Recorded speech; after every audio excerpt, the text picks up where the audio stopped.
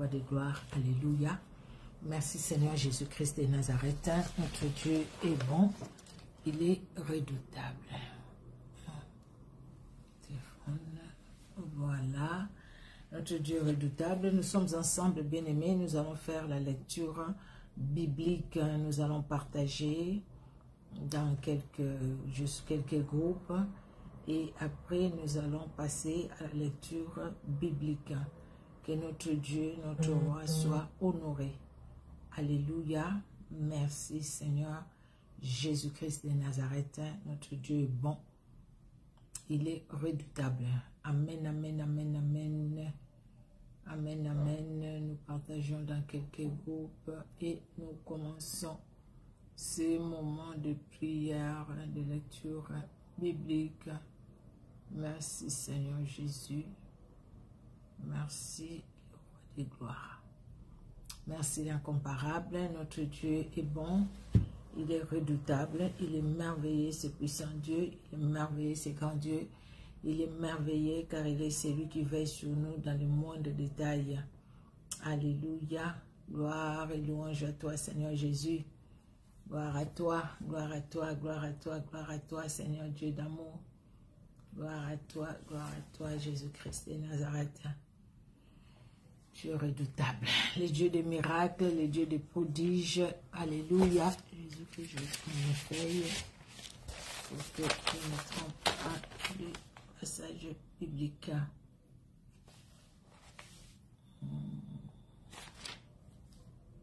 C'est le 25.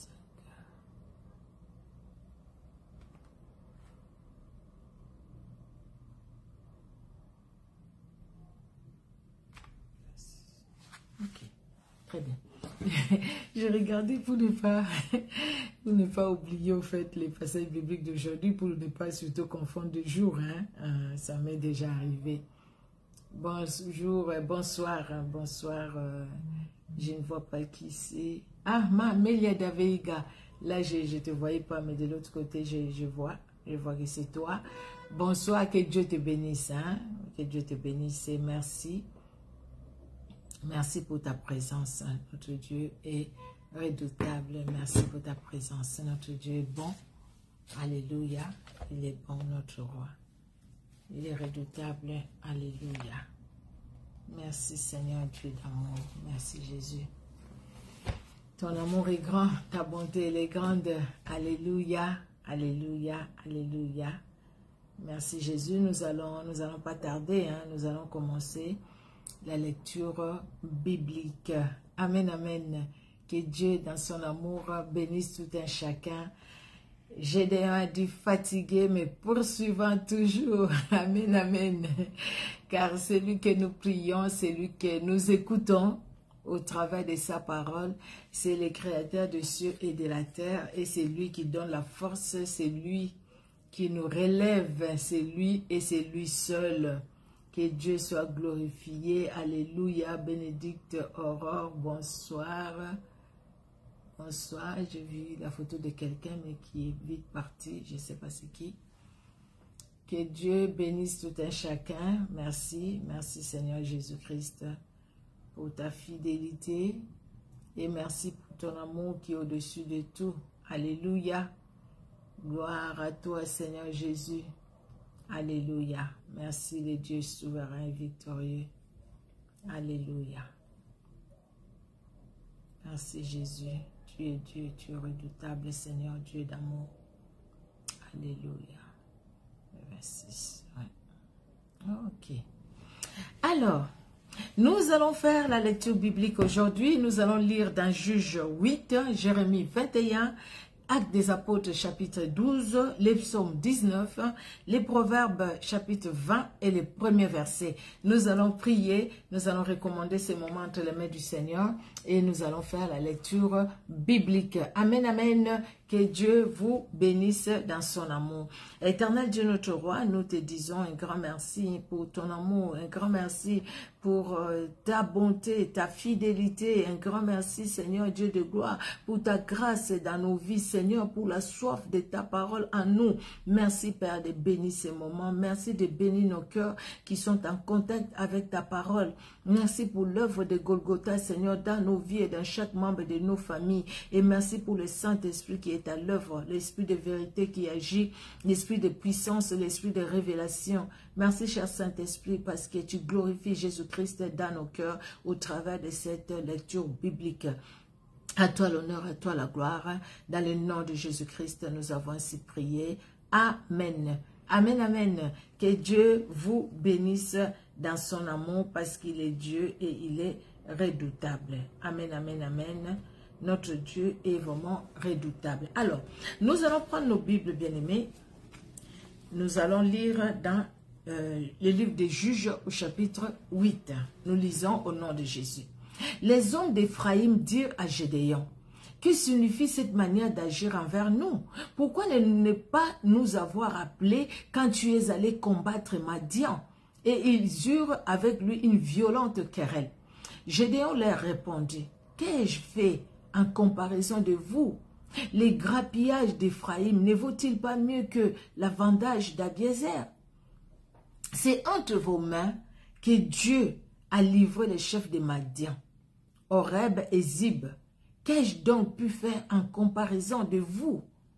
Lorsqu'il eut ainsi parlé, leur colère contre lui s'apaisa. Gédéon arriva au Jourdain et il les passa, lui et les 300 hommes qui étaient avec lui, fatigués, mais poursuivant toujours. Alléluia. Je vais prendre mon surligneur. Je veux bien que j'ai mis avec les stylos, je surligne. Voilà. Fatigué, mais poursuivant toujours. J'aime beaucoup le dire. C'est dans le livre des Juges au chapitre 8, verset 4. Nous allons au verset 5. Il dit aux gens de Sukkot, donnez, je vous prie, quelques pains au peuple qui m'accompagne, car ils sont fatigués. Et je suis à la poursuite des Zébach et des Tsalmouna, rois de Madian. Les chefs de Sukkot répondirent, la main des Zébach et des Tsalmouna est-elle déjà en ton pouvoir pour que nous donnions du pain à ton armée? Et Gédéon dit, eh bien, lorsque l'Éternel aura livré entre mes mains Zébach et Tsalmouna, je broyerai votre chair avec des épines du désert et avec des charbons. De là, il monta à Pénuel et il fit aux gens de Pénuel la même demande. Il lui répondit comme avaient répondu ceux de Sukkot. Il dit aussi aux gens de Pénuel, et il dit aussi aux gens de Pénuel, quand je reviendrai en paix, je renverserai cette tour. Zébach et Tsalmouna étaient à Karkor, et leur armée avec eux, environ 15 000 hommes, tous ceux qui étaient restés de l'armée entière des fils de l'Orient. 120 000 hommes tirant l'épée avaient été tués. Gédéon monta par les chemins de ceux qui habitent sous les tentes à l'orient de Nobach et de Jogbéa. Et il bâtit l'armée qui se croyait en sécurité. Zébach et Tsalmouna prirent la fuite. Gédéon les poursuivit. Il s'empara de 2 rois de Madian, Zébach et Tsalmouna, et il mit en déroute toute l'armée. Gédéon, fils de Joas, revint de la bataille par la montée de Héres. Il saisit d'entre les gens de Sukkot un jeune homme qui l'interrogea et qui lui mit par écrit les noms de chefs des anciens de Sukkot, 77 hommes. Puis il vint auprès des gens de Sukkot et dit, « Voici Zébach et Tsalmouna, au sujet desquels vous m'avez insulté en disant, la main de Zébach et de Tsalmouna est-elle déjà à ton pouvoir pour que nous donnions du pain à des hommes fatigués? » Et il prit les anciens de la ville et châtia les gens de Sukkot avec des épines du désert et avec des charbons. Il renversa aussi la tour de Pénuel et tua les gens de la ville. Il dit à Zébach et à Tsalmouna, « Comment étaient les hommes que vous avez tués au Tabor ?» Il répondit, « Ils étaient comme toi. Chacun avait l'air d'un fils de roi. » Alléluia. Ça, c'est fort, ça. Chacun avait l'air d'un fils d'un roi. Bien aimé, nous pouvons nous poser la question, quand les gens nous regardent, nous avons l'air de qui? Nous avons l'air de qui? Il y a des traces de démons. Nous avons l'air de qui? L'air du fils du roi? Nous avons l'air de qui? Alléluia. Alléluia. Nous sentons que l'odeur, ça c'est très important. Et il dit, ils répondirent, ils étaient comme toi, chacun comme toi, chacun avait l'air d'un fils de roi. Il dit, c'était mes frères. Là, c'est Gédéon qui répond, c'était mes frères, fils de ma mère, l'Éternel est vivant. Si vous les aviez laissés vivre, je ne vous tuerai pas. Et il dit à Jephthé, son premier-né, lève-toi. Pardon, il dit à Jéter, son premier-né, lève-toi, tue-le. Mais le jeune homme ne tira point son épée parce qu'il avait peur, car il était encore un enfant.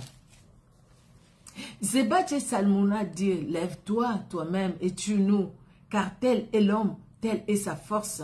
Et Gédéon se leva et tua Zébat et Salmouna. Il prit ensuite les croissants qui étaient au cou de leurs chameaux. Les hommes d'Israël dirent à Gédéon, domine sur nous, et toi et ton fils, et le fils de ton fils, car tu nous as délivrés de la main de Madian. Gédéon leur dit, je ne dominerai point sur vous, et mes fils ne domineront point sur vous. C'est l'Éternel qui dominera sur vous. Amen. Gédéon leur dit, j'ai une demande à vous faire. Donnez-moi chacun les anneaux que vous avez eus pour butin. Les ennemis avaient des anneaux d'or, car ils étaient ismaélites. Ils dirent, nous les donnerons volontiers. Et ils étendirent un manteau sur lequel chacun jeta les anneaux de son butin. Le poids des anneaux d'or que demanda Gédéon fut de 1700 cycles d'or. 1700 cycles d'or. Sans les croissants, les pendants d'oreilles et les vêtements de pourpre que portaient les rois de Madian, et sans les colliers qui étaient au cou de leurs chameaux.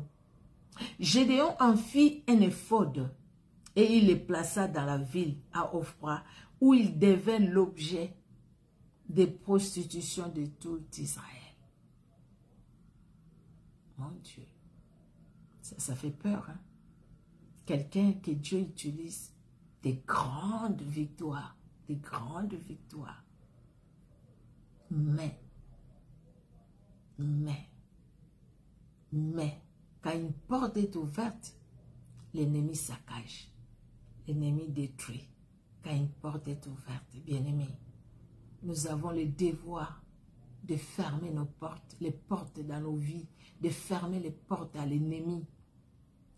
Ne pas laisser l'ennemi agir. C'était pour un petit truc. C'était pour un petit truc. Une petite chose. Voilà Gédéon, les vaillants héros, selon Dieu, et pas selon l'homme, mais selon Dieu. Les vaillants héros va tomber dans les pièges de l'ennemi. Ça, c'est des passages qui font quand même interpeller. Parce que c'est des choses qui sont arrivées à Gédéon, qui nous arrivent et qui peuvent aussi nous arriver.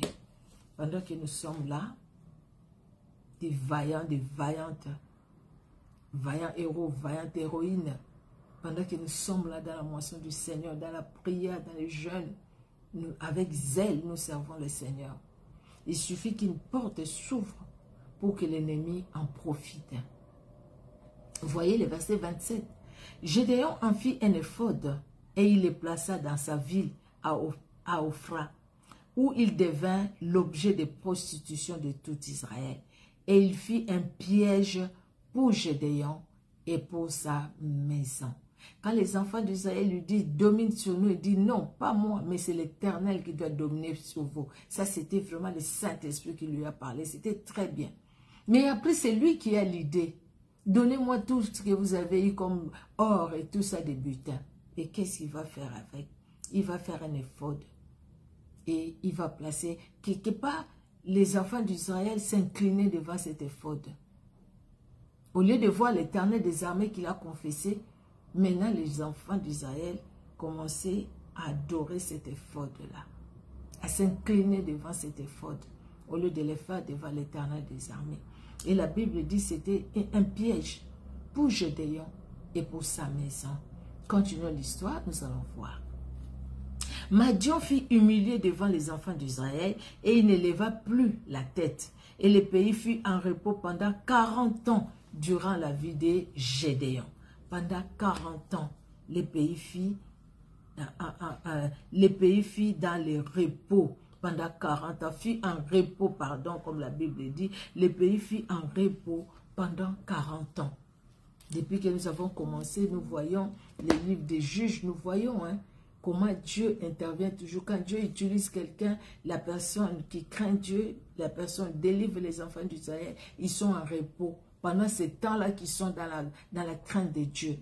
Il suffit qu'ils désobéissent pour que Dieu permette encore que l'ennemi revienne. Tous ils ont succédé, même à l'époque de Déborah. Les pays étaient en repos pendant 40 ans. Mais après, ils ont repris. Et Dieu a envoyé Gédéon. Pendant l'époque de Gédéon, les pays étaient en repos aussi pendant 40 ans. Mais après, vous voyez, Jéroboam, fils de Joas, s'en retourna et demeura dans sa maison. Gédéon eut 70 fils issus de lui, car il eut plusieurs femmes. Sa concubine, qui était à Sichem, lui enfanta aussi un fils, à qui on donna le nom d'Abimelech. Gédéon, fils de Joas, mourut après une heureuse vieillesse, et il fut enterré dans le sépulcre de Joas, son père, à Ophra, qui appartenait à la famille d'Abiézer. Lorsque Gédéon fut mort, les enfants d'Israël recommencèrent à se prostituer au Baal, et ils prirent Baal-Périte pour leur Dieu. Les enfants d'Israël ne se souvinrent point de l'Éternel, leur Dieu, qui les avait délivrés de la main de tous les ennemis qui les entouraient. Et ils n'eurent point d'attachement pour la maison de Jéroboam, de Gédéon, après tous les biens qu'il avait faits à Israël.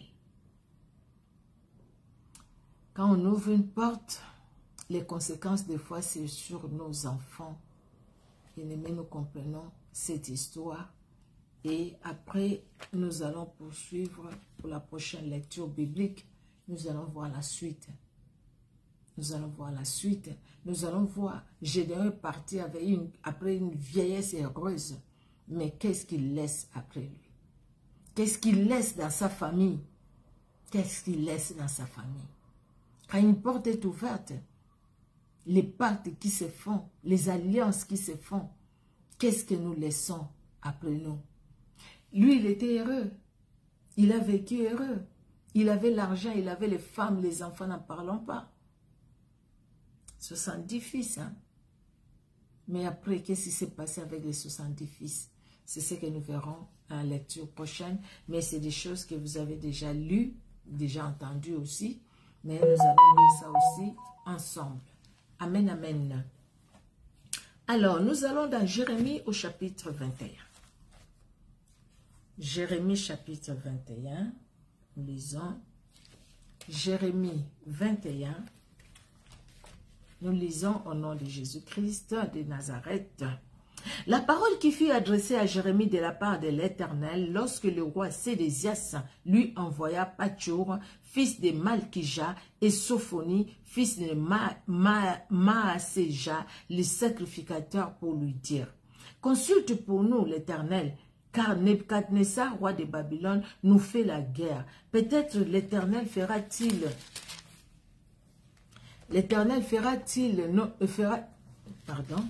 Peut-être que l'Éternel fera-t-il en notre faveur quelqu'un de ses miracles afin qu'il s'éloigne de nous. Je vais relire, pardon, le verset 2. Consulte pour nous l'Éternel, car Nebuchadnezzar, roi de Babylone, nous fait la guerre. Peut-être l'Éternel fera-t-il en notre faveur quelqu'un de ses miracles afin qu'il s'éloigne de nous. Jérémie leur répondit: vous direz à Sédécias, ainsi parle l'Éternel, le Dieu d'Israël: voici, je vais détourner les armes de guerre qui sont dans vos mains et avec lesquelles vous combattez en dehors des murailles. Les rois de Babylone et les Chaldéens qui vous assiègent, et je les rassemblerai au milieu de cette ville. Puis je combattrai contre vous, la main étendue et les bras forts, avec colère, avec fureur, avec une grande irritation. Je frapperai les habitants de cette ville, les hommes et les bêtes, ils mourront d'une peste affreuse.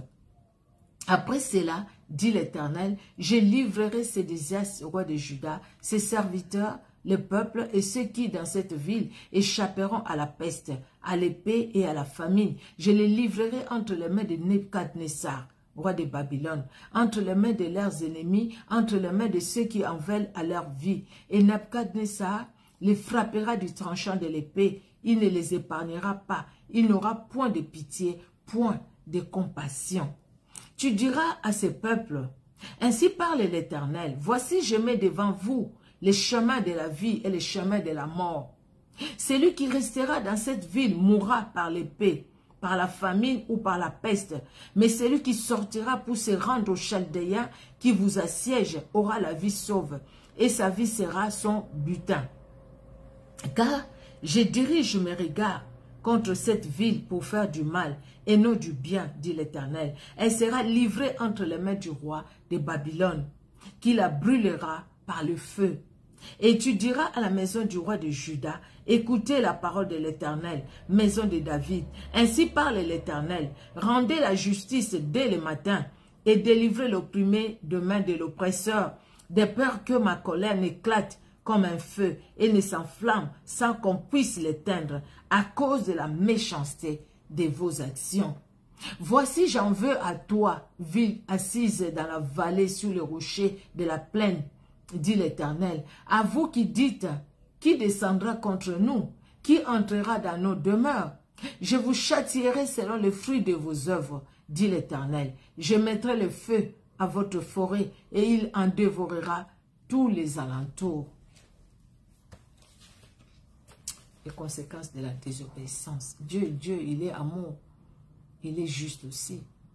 Vous voyez, il est amour et il est juste. Dans sa justice, voilà, il ne laisse pas impuni quelqu'un qui refuse de lui obéir. Hein. La Bible, elle est vraiment claire. Nous allons lire dans Actes des Apôtres au chapitre 12. Actes des Apôtres, les chapitres 12.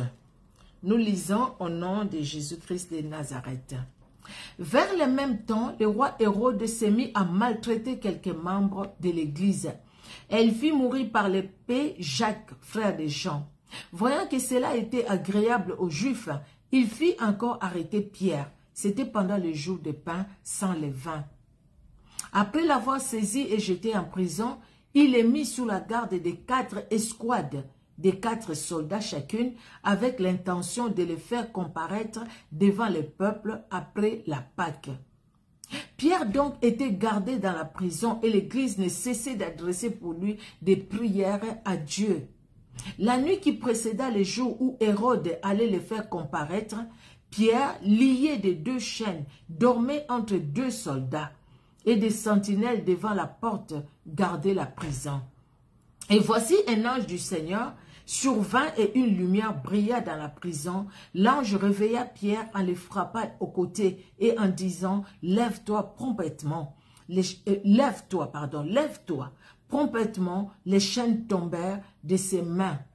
Et l'ange lui dit « Mets ta ceinture et tes sandales. » Et il fit ainsi. L'ange lui dit encore « Enveloppe-toi de ton manteau et suis-moi. » Pierre sortit et les suivit, ne sachant pas que ce qui se faisait par l'ange était réel, et s'imaginant avoir une vision.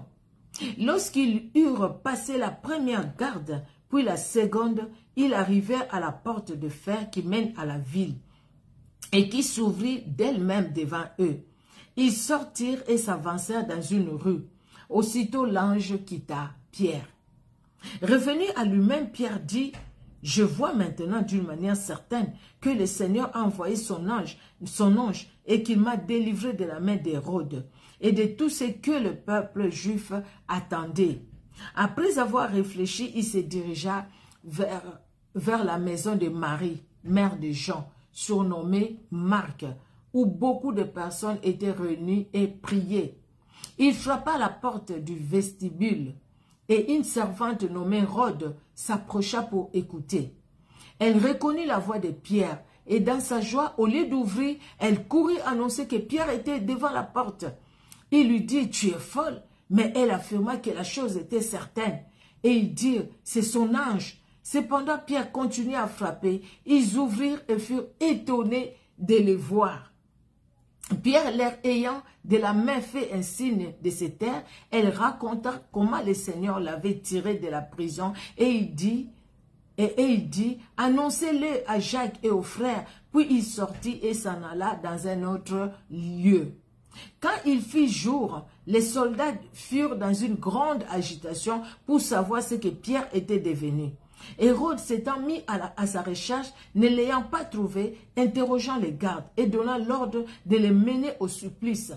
Ensuite, il descendit de la Judée à Césarée pour y séjourner. Hérode avait des dispositions hostiles à l'égard des Tyriens et des Sidoniens, mais ils vinrent les trouver d'un commun accord et après avoir gagné Blaste, son chambellan, ils sollicitèrent la paix parce que leur pays tirait sa subsistance de celui du roi. À un jour fixé, Hérode, revêtu de ses habits royaux et assis sur son trône, les harangua publiquement. Le peuple s'écria, « Voix d'un Dieu et non d'un homme !» Au même instant, un ange du Seigneur les frappa parce qu'il n'avait pas donné gloire à Dieu et il expira, rongé de vers. Mon Dieu! Cependant, la parole de Dieu s'est répandue de plus en plus et le nombre de disciples augmentait.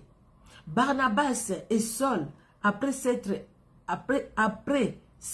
acquittés de leur message, s'en retournèrent de Jérusalem, amenant avec eux Jean, surnommé Marc. Alléluia. Merci Seigneur Jésus-Christ de Nazareth. Notre Dieu, il est celui qui combat pour nous. Il est capable de nous délivrer ses forces. Il y avait des gens qui gardaient la prison, mais Pierre est sorti. Il est sorti de la prison libre. Dans la victoire de Jésus-Christ de Nazareth. C'est lui qui a vaincu, c'est Jésus-Christ que Pierre prêchait, que Pierre honorait, que Pierre craignait. Et Jésus-Christ nous a dit, jamais il nous délaissera, jamais il nous abandonnera, parce qu'il est Dieu.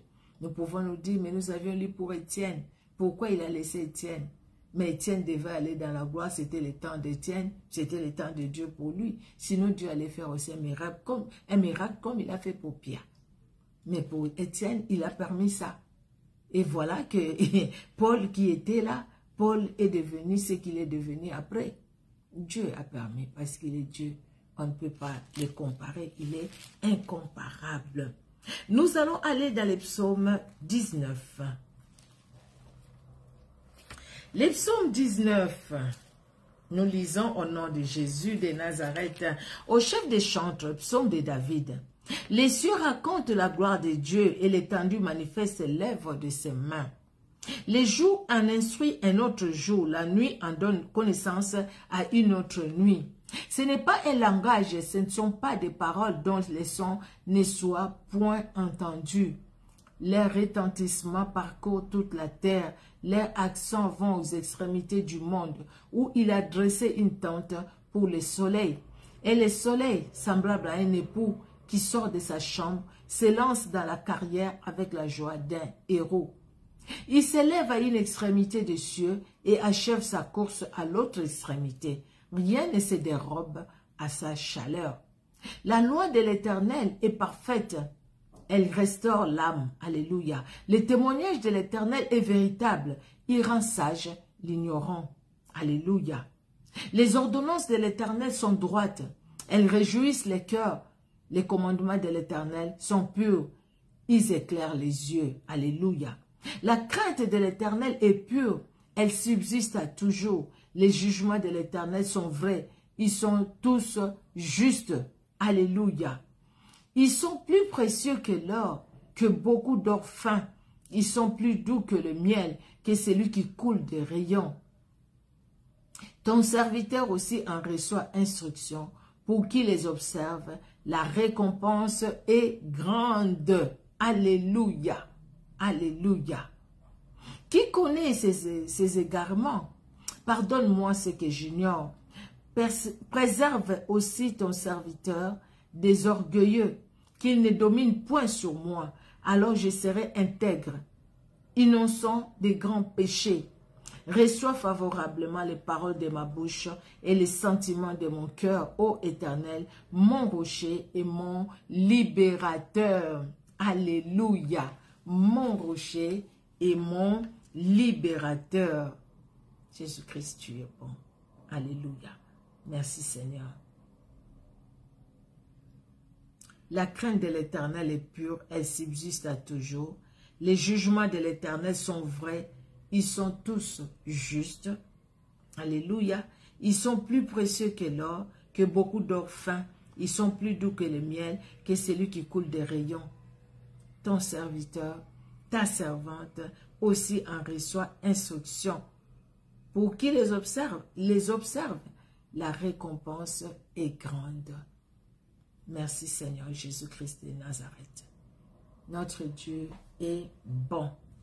Nous allons finir, bien-aimés, cette lecture par le livre de Proverbes au chapitre 20. Proverbes chapitre 20. Excusez-moi. Alors, Proverbes chapitre 20 et le premier verset. Le vin est mon cœur. Les boissons fortes sont tumultueuses. Quiconque en fait excès n'est pas sage. Amen, amen. C'est la parole de l'Éternel, notre Dieu. Bien-aimé, que cette parole soit bénie dans nos cœurs, que cette parole soit bénie dans nos vies, que cette parole nous instruise. Chacun a pu recevoir quelque chose de la part de Dieu, je le crois. Nous voyons l'histoire de Gédéon, des grandes victoires que Dieu a données, je l'ai dit. Mais quand il y a eu une porte ouverte, les conséquences après sont néfastes. C'est ce que nous verrons déjà au chapitre 9. Vous voyez, malgré les épreuves, malgré les situations difficiles, malgré ce que nous avons, ce que nous n'avons pas, malgré cela, mais restons attachés au Seigneur, tournons nos regards vers ce grand Dieu. C'est lui qui nous dit jamais il nous délaissera, jamais il nous abandonnera. C'est sa parole et c'est la vérité. Amen, amen. Que Dieu nous garde afin que nous marchions dans la crainte de son nom, que nous marchions dans la crainte de son nom, parce que son nom est au-dessus de tout, que nous marchions, bien-aimés, appuyés sur sa parole, marcher selon sa parole, malgré les situations, mais tournons nos regards vers lui, car Jésus-Christ revient bientôt. Tout ce que nous avons sur la terre passera. Toi qui vas me suivre sur YouTube, bien-aimé, tu prêchais la parole de Dieu. Aujourd'hui, tu ne prêches plus. Parce que tu te dis prêcher la parole de Dieu, tu ne vas rien gagner sur YouTube. Pour gagner de l'argent sur YouTube, tu dois parler des musiciens du monde. Où est-ce que toi-même qu'on appelait pasteur, où est-ce que tu as mis ton pastorat? Où est-ce que tu as mis ton pastorat? Aujourd'hui, tu n'arrives même plus à porter la parole. Reviens à ton premier amour. Jésus-Christ est au-dessus de tout. Tout ça, ça passera. Tel. Oui, même cet argent-là, tu vas t'en servir aujourd'hui.